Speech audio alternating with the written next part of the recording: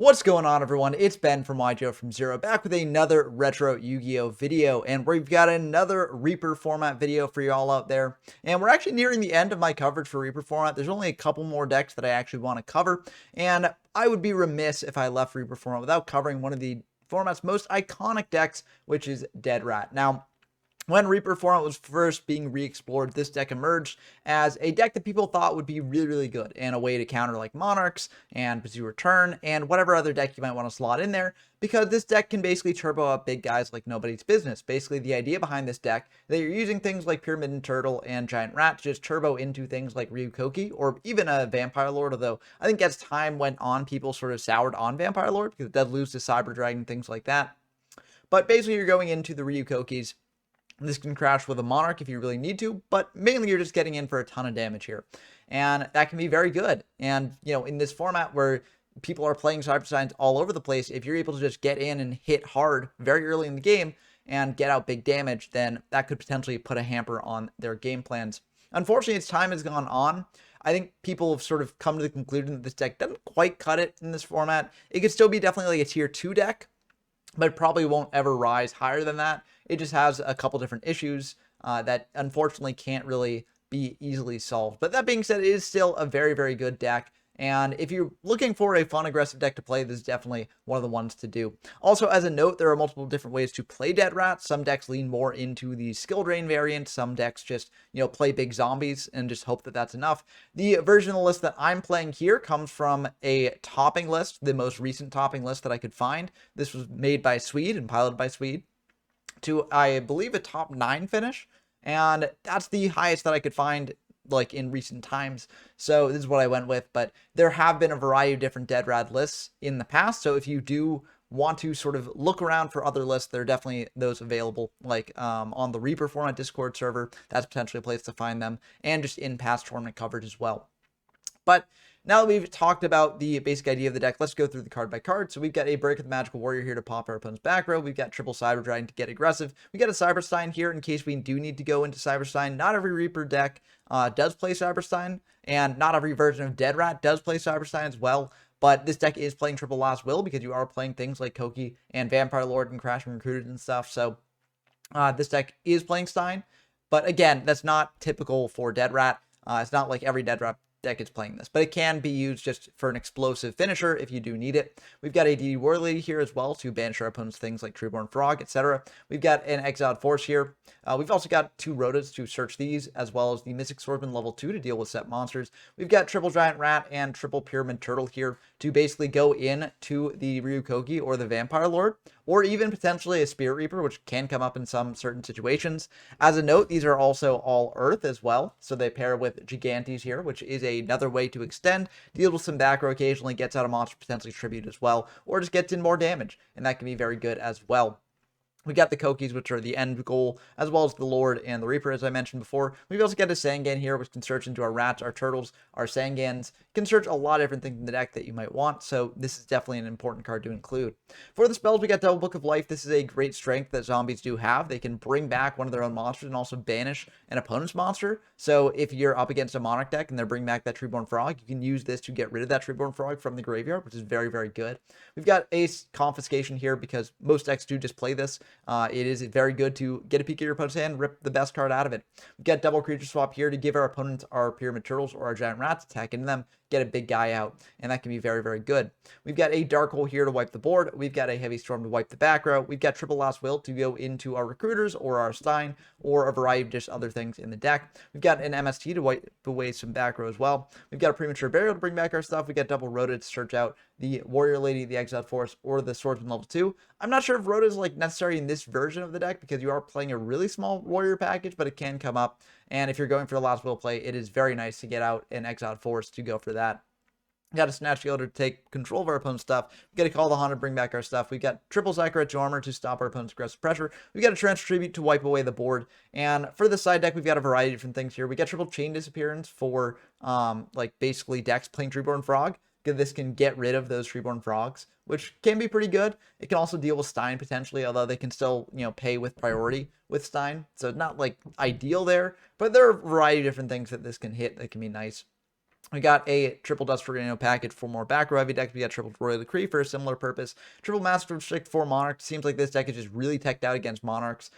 Double, or not double, but triple Kaiku to likely deal with Treeborn Frog, but it can also deal with Chaos decks as well. And the Fusion deck here, you're not really going to go into this too much except off Stein. So all you really need is like Cyber End Dragon, Cyber Twin Dragon, you know, and maybe Gatling Dragon, maybe Last Warrior from Another Planet, or Thousand Eyed Trick, etc. But there are some weird picks in this particular build of the Fusion deck. I would definitely check out some of my other Reaper videos for a bit more of a toolboxy Fusion deck, because I'm not sure when you'd ever need D3S Frog here. But, you know, it's still like an interesting Fusion deck. It's cool to see what people tinker around with in their extra decks here. But I would definitely check out some of my other Reaper format videos if you want to see more Fusion decks like this. But that's going to do it for the deck breakdown. Let's dive into some games and see how it actually plays. Okay, we got our first game against Soul65, a frequent guest on the channel. Always a pleasure to have them on. We're diving into the games. If you like to see Reaper format gameplay or just retro format gameplay in general, if you subscribe to the channel, I got a lot more of these videos coming. These are sort of the bread and butter of the channel, is what we make. So if you enjoy this sort of stuff, then definitely stay tuned for more. But this is a pretty good opener. The one flaw is that we don't have a monster right now, except for Gigantes, which we obviously can't bring out yet. But once we do get a monster, we can like creature swap it. We can do things with Will. So there's a lot of different options for us here. So that's pretty good. I'm going to go for a Comfy here. Get a peek at their hands. They've got a Call, a Premat, a King of the Swamp, a Comfy, and a TT. Since I'm not really going to commit much to board here, or at least I don't want to, I'm just going to take the Comfy. I feel like that's the best option. I don't really feel like they can do much else with this board. And also, this board is very vulnerable to Heavy Storm. So to bait them into setting more, I'm going to set my Heavy Storm. If they do have like MST for this is a bit unfortunate, but we still know their backer at least, so it's not the worst thing in the world. But they're just going to think about this a bit, bring out a Cyber Stein, which apparently they drew off the top. You know, must be nice. And they're going to bring out a Last Warrior from Another Planet. So Last Warrior from Another Planet will pop their own Cyber Stein, and they're going to choose actually not to attack because they're afraid that this set could be something like Saku or something like that. I mean, I get where they're coming from here. I feel personally like, you know, you can afford to attack generally because, you know, you've got TT to protect yourself from this position. And, like, you're going to have to attack anyways at this point. Like, what's the game plan here to win the game after this? Like, I don't know. I feel like you just attack in. But right now, we're able to use this creature swap to great effect. We can't summon out the breaker and pop their back row, but we can set it and just attack in with the Last Warrior there, pass back to them. And they're going to set one, pass back to us. We draw a Giant Rat, which is pretty good. I mean, not like the ideal for us, but we can at least set it potentially here if we want to. We're not going to do that to play around like Dark Hole, but I still feel like we got our opponent on a bit of decent pressure. They're going to MST our back row, and they've got Snatch as well. So those were the two unknowns that they drew here, kind of perfectly dealt with this. I do think that Heavy Storm being set was the correct thing to do overall here, like when I did it, because again, it does answer their board, tempt them into setting potentially more back row. But, like, they really need to have MST Snatch exactly to punish the heavy set here. Like, in this way, at least. I mean, they're like, you could argue that, like, them MSTing the heavy would be a punish for that anyways. But, like, the devastating punish is them having MST Snatch. And, unfortunately, they do have that. So, that is rough. We are gaining 1,000, though, every turn. So, you know, we can at least wall up a bit. They can't get out more aggressive pressure on their part either. So I feel pretty fine about this. We can't obviously summon off the rat. So, you know, we're just going to have to set that pass. We do gain 1,000 though every turn. So as long as we keep drawing monsters, we can wall up a bit. And we will eventually draw an out to the Last Warrior. And then we can sort of get our game plan going. They're at very low life. So I feel pretty good about this. They're going to set another. They go for Dust Shoot here. So they are able to take the Gigantes. I don't really mind that because we couldn't bring it out anyways. And we're just going to pass back to them. No need to sort of indicate that our set is one of these three. We can sort of just hold them for later. But they're going to attack in for 2350. And they're going to set one, pass back to us. We draw a Mystic Swordsman level 2.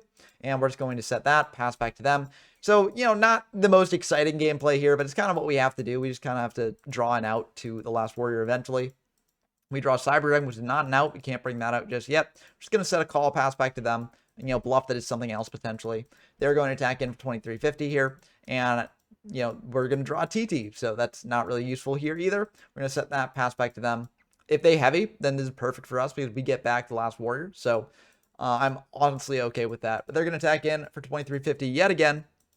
And we draw gaining 1,000. We draw Sangan, which is honestly perfect here because now we get a search of another monster too. So there's no chance that we fade this next draw step. So they're going to attack into the Sangan there. We get a search. We're just going to search out Reaper to wall up. It is a bit risky because, you know, maybe they've got like a knock that they've been saving for when they know we have Reaper or something. But it looks like instead of just, you know, letting us keep gaining that 1,000, they're going to tribute set over that Last Warrior, pass back to us. And now I've got a couple different ways to play this turn.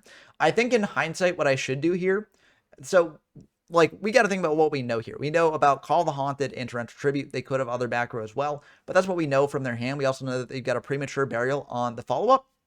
So what I think I should do here is I should try and like bait out those things. So what I should do first, I think, is go Special Cyber Dragon and then use Torrential Tribute to wipe away the board there. And once I've cleared their entire board, I can summon out Spirit Reaper. If that doesn't bait something out, I get in for a hand rip, and that's pretty good. And then I can go for like a call in the battle phase potentially.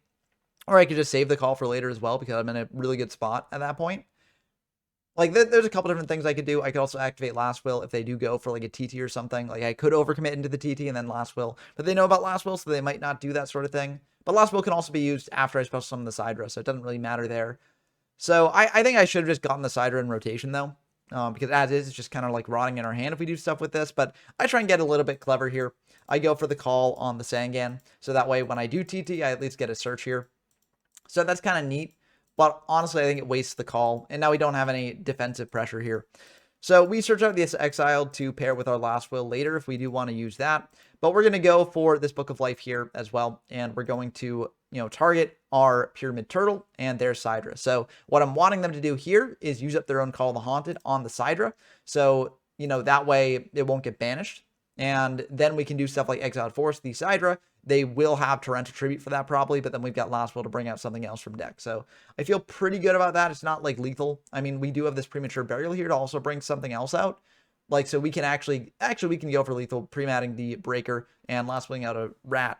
But if we had this Cyber Dragon rotation and the call still online, then, I think it would have been a much easier jump to lethal potentially. But they're going to actually let this go through, preserving the Call of the Haunted for later here. And that's a bit tricky for us. So we're going to bring out this Reaper here.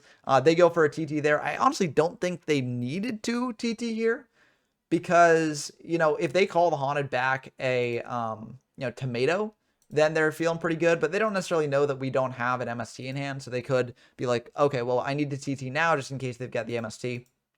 But as is, we were able to set up a potentially lethal shot here. Of course, we know about the call, so it's not quite going to be lethal. But we bring out Rat, and then we bring out this Breaker, because we want to force them to use the call now before they get any like super high value targets in grave. So we're going to attack in for 3,000 here, and they're going to be forced to use the call up. So they are going to use that call, bring back the Tomato, and now we're just going to crash the Rat in. If they bring out another Tomato, we can bring out another Rat, which is, part of why I went for Rat. Not only did it provide lethal damage there, but it also enabled us to go for this play. And we could have gone into a Turtle here. I think in hindsight, it might have been better to go into Turtle rather than another Rat. Because then if they do bring out a big guy, then we can just crash the Turtle in, bring out a Koki, and then that's really good. So it cuts out the middleman here. But I think that this is also fine. It gets in a little bit more damage than the Turtle at this point. So I think it's fine. Also, if they're playing like Don Valug, which they might be, we don't know that, but they could be, then, it like protects against that too. Like, I'm not really playing around Don Valug here. I'm mainly just playing around just getting more damage into play, but I just set the Snatch pass back to them. My reason for this is if they've got heavy, we lose the Breaker either way, and maybe I shouldn't have committed the Snatch into the heavy. I don't know. It doesn't really matter here because if they do go heavy, then I don't think they can kill us here exactly. I mean, they could take control of the Rat with Brain Con. Yeah, I don't know. It's a bit awkward. Maybe I shouldn't have committed the Snatch, but I like having the bluff here so that way they don't like go crazy with their turn because we are in a bit of a precarious position ourselves. If they do have a way to clear the pre-mat, then we've just got the Rat. If they've got a way to take the Rat, then they can get in for potentially a lot of damage here. Although I don't think there's a clean way to lethal us here. But they're going to set one pass back to us, and this should be the end of the game. We're going to go for Exiled there, and that's just going to be the end of the game. So, yep. They knew about the Exiled, so, I guess they were just trying to get us not to do it, maybe bluffing something else, but there wasn't really much we had to fear there. We're going to go into game 2 here. We don't really know what they're playing, so I actually didn't change anything in the siding here because I was just like, I don't know what they're on except for Stein, and I feel like this deck does generally pretty good against Stein in general, so I don't really need to worry about that much. I draw into an MST, which is pretty good. And I do have the Saku as well, so I can feel fine setting both of these here because, they're not going to heavy their 4 back row board there. But I bring out the Sangan attack in because if they do have, like, Sacrifice Armor or TT or something like that, then I want the monster attacking in to at least get me value if they use it there. And I feel like they are likely to use it because if you got all that back row there, then you're probably, that's your main lever to, like, influence the game at this point, right? So you want to be using it when you can. So they're going to bring out a Sidra here, go for a breaker, and they are going to break, and they're going to choose to break the Saku. Oh, they got the 50-50 correct there. I mean, it is what it is. They're going to attack in for 1100. We search out ATD Warrior Lady here because what we want to do here is we want to set the Warrior Lady as a bluff and have them like attacking the Warrior Lady, or not Warrior Lady, but attacking our set thingy's Warrior Lady when it's actually going to be like a turtle to bring out a Koki here and go for plays that way. And Warrior Lady is also just a generally good card too. We draw Snatch Deal. What we could do here is we could go Snatch on the Sidra, attack into the Breaker, and try and do something with that. But if they've got like an MST or something, I want them to use it on this set because it's an MST, and then we can sort of MST one of their other back row there. So I want to save it for that. But they could also be like, well, you know, that set card's fake or something. So they're going to bring out a Don's Luke here, which is a bit worrying because it might mean that they've got a knock, but they will go for the knock. This is part of why I was going for Warrior Lady, because like if they thought it was Warrior Lady, then a play like this does still go through if they attack in with the Sidra, and you might want to save the knock for like if we've got a Recruiter here. But I mean, I guess they saw through our bluff and are going for here. Also, there's a lot of damage, so even if it is Warrior Lady, maybe they were just willing to do that anyways, because this gets in for 5,100, so it drops us down to 200. It also does hand rip here. So that is very unfortunate, though, because I do have the read that one of their back row is like something like Saku or Widespread, etc. Yeah, it's just so rough here. Yeah, maybe I should have gone Snatch Deal last turn just to, you know, try and stave off some damage, but I do really think that they've got a back row remover there. I do go for a Snatch on the Sidra, and that will actually be fine. Okay, we're fine with that. We're going to attack into the Dawn. So, okay, yeah, I guess they did not have something like an MST or a Dust Tornado there. So, yeah, maybe I just had the incorrect read. But I do think the play I did last turn was fine. Like, Knock is at 1 in this format, so they had to, like, hard have it. And, I mean, I guess I could have intuited that they might have had it here. But, like, I don't know. I'm not sure how I would have necessarily done that. But they do have the MST there for the Snatch, so I guess they drew into the MST. Luckily, we can go Turtle into this Koki here, and they'll pass back to us. We draw another Rat. Oh, this is just so rough. I go for the Rhoda here because I think that I might have a higher attack warrior in my deck, but it turns out I don't.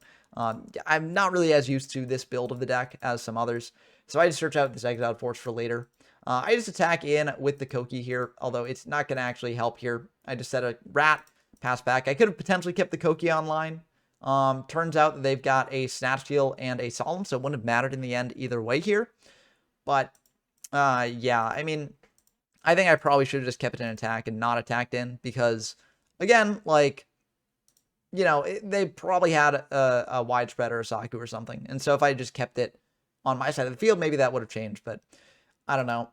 Yeah, it's a bit risky here. We're just going to MST, blind, hit a back row, just get maybe a little bit more information of what they're on. But we still don't really know what they're on because we just hit a Snatch, which every deck is playing. So all we've seen out of them is basically that they're on King of the Swamp and Stein. So I don't really know what they're playing at this point. They're playing like clearly a fusion-oriented Stein build of some sort. But yeah, I don't really know much more beyond that. I just choose the T-set here and pass. I set a Warrior Lady and a TT here with the Last Will in hand. I could potentially do a play like flipping up the Warrior Lady next turn, TTing, and then Last Willing out something. I'm not sure if that's necessarily the best option because I don't know if I can kill through Stein there. If I'd set the call, maybe I could have done something with that. But I didn't want to set the call because, you know, I don't want them to just blind snipe it. I mean, I guess I don't want them to blind snipe the TT either, but like, still, I think it's better to save that. They go for Wang Hu here, and then they knock the Warrior Lady. I mean, that's honestly fine because we've got Dark Hole for that to deal with that if we want to. We've also got Last Will, so what we could do is we could just summon out the Stein, Last Will out something else, but there isn't really much that we can Last Will here that actually helps us too much here. I mean, I guess we could have gone for like Reaper, but I don't really want to do that into 2 unknown back row. So what I'm going to do here instead, I'm just going to Dark Hole the Wang Hu, summon out the Stein, and just attack in for 7. Just get chip damage in. If they've got a way to take control of the Stein, then we can TT whatever they bring out, and then they're pretty low life. But either way, you know, we've got TT to wipe the board, so I feel good about that. We set the call, not because we want to use it, but because I feel like one of their sets probably is back row removal, and I don't want them to remove the TT here. So I do let them hit the call, and that's very nice there. So they're going to go for a Rhoda, grabbing an Elemental Hero Wildheart. Okay, so it seems like they might be on a Wildheart sort of deck. Which is pretty cool. We don't TT that because, you know, we shouldn't because Wildheart will survive that. And we draw Creature Swap, which is pretty nice as well. We're going to go for this Exiled Force, getting rid of that Wildheart, and then we go for Will. They're going to think on the Will activation here. which is kind of wild. I think, I mean, I guess it makes sense because like they're going to go for Wang Yu here. So, you know, they want to make sure that like whatever we bring out off wheel is not going to do something. So I think that does make some sense because we probably don't have any target for 1500 in deck, but we do have this TT here just to wipe away the Wang Yu. So it doesn't really matter either way.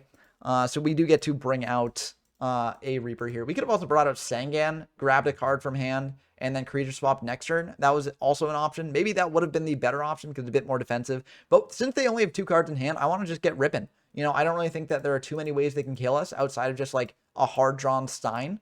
Or I guess Exiled Force plus Last Will, but that has to be like those 2 cards exactly. So, you know, I feel like we're in a pretty good spot. Unfortunately, they do have the hard drawn Stein. And that's going to be really bad for us because they can bring out a Cyber End Dragon. Maybe I should have set Creature Swap to like make this play a bit less tempting for them. But at this point in the game, like, you know, if that's all they've got, that's what they're probably going to go for, right? So even if I've got back row, this is kind of the way that they win at this point. So, you know, I think that they do this either way. So, but yeah, they're going to attack in, deal 18. We're just going to creature swap because we lose the game at this point. We're going to bluff that we have something. So we're just going to attack into the Reaper and pass back to them, but it doesn't matter here. They've got heavy anyways, but this Comfy would have been very dead there. So yeah, it's just going to be the end of the game there. Yeah, I mean, there was an argument for bringing out like Turtle off Last Will because it's more resilient if they bring in a monster to attack into the Reaper. But honestly, I think ripping out a card from hand is better at that point in the game. And like, as long as they didn't have like Stein exactly, then they couldn't have really punished the Reaper in defense. So like, I don't know. I do defend the play that I made there with the will into Reaper, but like, there is the argument not to make it. I just think that like the only thing that stopped that was like a hard drawn Stein or like a very, very specific combination of cards to lead into Stein. And neither of those were like the most likely thing in the world. I guess I didn't really get to see enough of this deck to tell if it was playing like multiple Steins, but having seen like Wildheart, I feel like a Wildheart deck is not playing like a ton of Steins in it, but I don't know, maybe it is playing multiple Steins.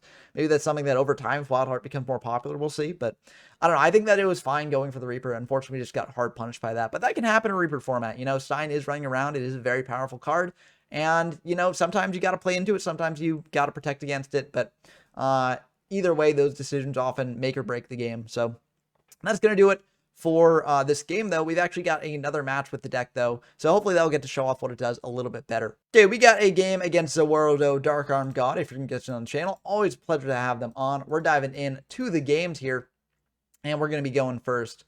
So this is a really good opening hand for us. We got Sidra plus Exiled, plus Breaker, plus, I mean, there's just so much good stuff there. We're just going to start by setting a Saku passing. I feel like that's a pretty good first turn set. They're going to go for something out Sangan, setting 1, attacking in, and then passing back to us. And we draw Last Will, which is pretty good as well. We're just going to bring out this side right here. Then we're going to bring out this Breaker. You know, we're playing into TT a bit, but if they do have TT, we've got Will to go for like a Stein play potentially, and I feel really good about that. So that's why I go for this play. We break into a Jar of Greed, so we get a little bit punished for our break, but you know, we're getting in for 30, or not 3,700, but 2,700 here. So that's pretty good. If they go for Stein, they're really, really low, so I feel pretty good about that. But we're just going to pass back to them. They are going to think about this a bit, and they're going to bring out a Cider of their own, and then bring out a Shining Angel. Then they're going to Dark Hole the board? Okay, because they want to bring out Soul of Purity and Light. Okay, I get it. That's kind of neat. So it seems like they're kind of in an all-in light deck here. That's kind of cool. Soul is a bit awkward, but like it is kind of nice because it does defend against Cyber Dragon. Because, you know, during your opponent's battle phase, it sinks the attack down by 300. So Cyber Dragon will be 1,800 during the opponent's battle phase. So that's kind of nice. But it can't actually hit over a Sidra, which is kind of awkward. But our opponent's going to go for a pre-mat here on the Sangan. They're just trying to get in for a ton of damage. And also just get a search online for later. Maybe we should have set the MST to get around that, but I think we're still in a pretty fine position. We MST the Unknown macro, and they're going to actually activate Return here, dropping down to 2250. I think it's a little bit of a greedy return, but maybe they think like, okay, we've got a way to deal with this board. But I don't know. I'm not sure what they're really too concerned about here that's going to actually kill them, because I've got Dark Hole. Dark Hole clears the board anyways, right? So, yeah, I'm not sure if this was the right play for them. But we don't have Stein access at this point, so we're just going to Dark Hole. We're not going to do anything clever like, you know, bring out one of these guys, then, you know, Dark Holing, then Last Willing. So no real need to do that. I guess we could have done that for Reaper, but I feel like we're still in a perfectly fine spot, just getting a ton of damage here, and it shouldn't really matter that much. We're going to attack in for 1400, pass back to them, and they're going to think about this, set 1, pass back to us. Perfectly fine. We got Exiled Force, so we're going to go for that. Pop that monster, go for a Lost Will just in case they've got Karibo, and we're going to attack in. So that's just going to be the end of the game. Looks like they had just 2 dead Freed in hand, so it didn't really help them here, but Freed is good to know about for the following games here. So what do I bring in here? I don't remember what I bring in. I think I keep the deck the same, honestly, because I feel like, again, like with the Wild Heart deck, you know, there's not much you really change there if you don't know what the deck is on. But for this deck, you know, we kind of know what they're doing, but I feel like it's something that this deck can just beat on its own. So we don't really need to side there. So we go for Sidra plus Exiled, you know, plus Lost Will. We're not going to go for a Cyber Stein here because I feel like it's a little bit risky, but we are going to go for a Reaper. We are playing again into the hard drawn Stein like we did last game. But we've got this Comfy, so I feel like it's a bit better to do this here. So we go for a Comfy, get a peek at their hand. We see they've got Brain Control, Shining Angel, and Divine Dragon Excellion. Okay, so this is on a bit of spice here. So if you've never seen this card, it's just a level 5 monster that when it's normal summoned, it gets an effect for each other copy of itself that's in the graveyard. So that's kind of a neat card to see experimentation, but it's not really that good. So what we're going to do here is we're actually going to take the Angel because Angel seems the most annoying to deal with here. If they go for Brain Con, they can't tribute for the Reaper, and because the Reaper will pop itself. So the Excellion just remains in hand. If you take the Excellion, they can still out the Reaper with the Brain Con. So I feel perfectly fine leaving them with both of those. And if they do set the Brain Con next turn, we've got Breaker for that. If they don't, then we can potentially hit in and, you know, rip a card out of hand with Reaper. So I feel perfectly fine leaving them with that. We will go for a Breaker here, and we will just break that back row, hitting a Return, which was dead. We'll attack in for 1900 here. And we're about one piece of the combo here, so either way, you know, they won't be able to take our Breaker and summon out the Excellion. And now they're just going to use BrainCon on the Reaper because it's like, well, I can't go for the Excellion play, might as well. And set 1 pass back to us. We draw a Turtle, which is pretty good. You know, we could just attack him with Breaker, and it looks like we are indeed going to do that. So we don't want to play into TT as much here, but they're going to go for a call to bring back one of these monsters. So maybe we should have actually played into this a bit more. They're going to bring out that Shining Angel here, and we're not going to attack into it. We're just going to set this Turtle, pass back to them. They've got a Breaker of their own. They're going to break our back row there, hitting a Sakuretsu armor. They're going to attack in to the Breaker here with Shining Angel, bring out the Excellion, but as a note, this only works when it's normal summon, not when it's special summon, so they won't actually get the effect, even though I think they do initially think that this is how it works, but unfortunately for them, it's not how it works. That's just going to be a 1500 monster there that doesn't really do much. They're going to attack into the Turtle. We bring out a Koki here, and this should probably be the end of the game, depending on what we draw. We draw into a Rat, and so we can bring out Rat, snatch the Excellion, and that should be the end of the game. So we didn't really get to show off what this deck like wants to be doing all that often. We got to see it in this last game here going to a Koki. We got to see it a little bit in the Wild Heart game in game 2 when we got to go into a Koki. But like the issue with this deck is that if people do play like a bunch of battle traps, it can be really hard for it. As a note, I didn't mention this, but in game 3 of the first match, we actually sided into Decrees, siding out the Sakus, because I felt like, you know, after seeing game 2, them siding into Widespread Ruin, which is generally sided out or sided into after you do a full playset of Sakus, like we wanted Decree to shut that down. But like we didn't draw Decrees in that final game there, unfortunately, so I didn't get to show it off. But Decrees are able to come out of the side deck into the main deck to stop that sort of play. But then it sort of leaves you without as many defenses, and with Stein decks running around, it can be really brutal for you to face off against. Now, the Turtles can kind of wall up against Stein, right? Like if you set a monster here and they go for a big play with Stein, you can go into like a Koki or something and punish that pretty hard. But I will say that like the deck just seems not to be quite there, right? Battle traps really mess with it quite a bit, and warrior decks are playing those, and warrior decks are very popular in this format and very good in this format. The 2400 attack on Koki is very strong, but it's not something that other decks can't bring out with something like Monarchs or potentially Bazoo, the Soul Eater. So you're not really doing the best there. The creature swap plays are really cool, but you only have 2 creature swaps, and so it's like not the most consistent thing in the world. When you do pull it off, you get in for tons of damage, but you know that's only when you pull it off, and there are ways for your opponent to stop that sort of thing as well. So you know, this deck is so cool. I really would like to say that this deck is a top tier deck in the format. I don't quite think that. I think that it's not quite there. But I do think that it's a very neat deck to play, very fun deck to play. So if you're looking for an aggressive deck that's fun to play, definitely check it out. and definitely, try and find a build that works for you. The skill trading decks are doing their own thing as well, and those can be fun to explore as well. And that's going to do it for this video. Thank you all for watching as always. I hope you enjoyed as always. If you did enjoy it, let me know what you thought of the video down in the comments below. Also, let me know what you think about Dead Rat as a deck. Do you think that I'm sort of underselling it, or do you think that I'm overhyping it? Let me know. I always look forward to discussing that sort of thing with y'all as always. Also, if you want to support me directly, I have a Patreon link in the description down below. If you sign up for the Patreon, get shout out in these videos. So big shout outs to Tyler Compton, GMYFS, Dump Truck, Rincewind, Pork Chop, and Brendan Donker for supporting me this way. It really means a lot that you support me this way and encourage me to make more videos like this in the future. If you want to play games in Reaper format or any other format that I feature on the channel, head on over to the YGO from Zero Discord server, linked in the description down below. And until next time, I've been Ben from YGO from Zero, and I'm signing off.